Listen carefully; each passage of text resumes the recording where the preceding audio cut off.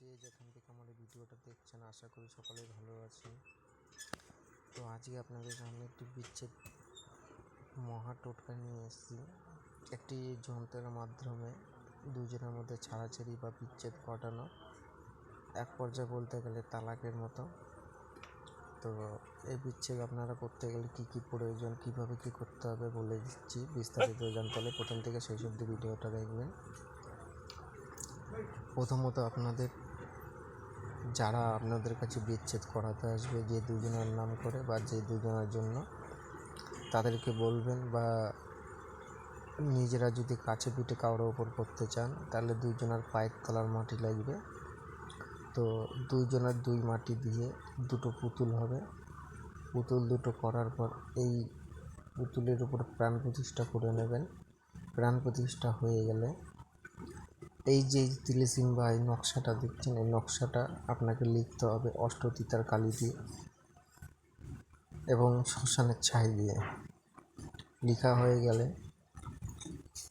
এই যন্ত্রটা দুটো ভাঁজ করবেন, দুটো যন্ত্র আঁকবেন।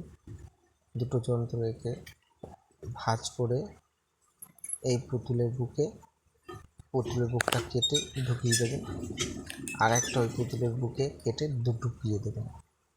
তাহলে দুটো যন্ত্র দুটো পুতুলের মধ্যে চলে হয়ে গেল। এবার আপনাদের কার্যের সমাধান হয়ে গেল।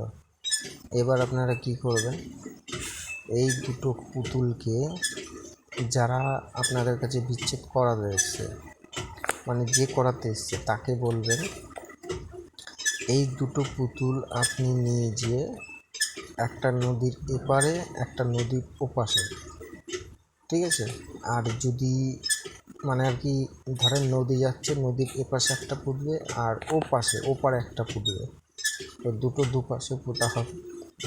নদী হোক ঝিল হোক পুঁতে দেবেন। আর যদি নদী ঝিল না থাকে সেক্ষেত্রে আপনারা করবেন কি, একটা এই শ্মশানে পুঁতবেন আর একটা ওই শ্মশানে পুঁতবেন। এইভাবে দুটো জায়গায় পুঁতে দেবেন, কাজ হয়ে যাবে। দেখবেন আপনার 24 ঘন্টার মধ্যে ভালো ফলাফল দেবে। আর এই কাজটা করার সময় একটু মন্দিরে হোক বা যেখানে হোক 5-10 টাকা বা 51 টাকা, যেটা আপনার মনে চায়, একটু দক্ষিণা স্বরূপ দিয়ে কাজটা করবেন, একটু ভোগ দিয়ে কাজটা করবেন। তাহলে খুব ভালো হবে, কাজটা খুব দ্রুত হবে।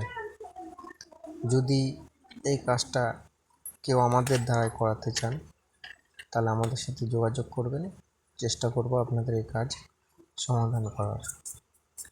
আর এই ভিডিওটা যদি আপনাদের ভালো লেগে থাকে তাহলে অবশ্যই লাইক, শেয়ার, কমেন্ট করতে ভুলবেন না। আর 5 জনের মাঝে শেয়ার করে দেবেন, ছড়িয়ে দেবেন। আর এই নকশাটার অর্থাৎ আমার এই ভিডিও দেখে এই ক্রিয়াটি করে আপনাদের কতটা উপকার হলো কমেন্ট বক্সে লিখতে ভুলবেন না। তো সকলে ভালো থাকবেন। জয় মা।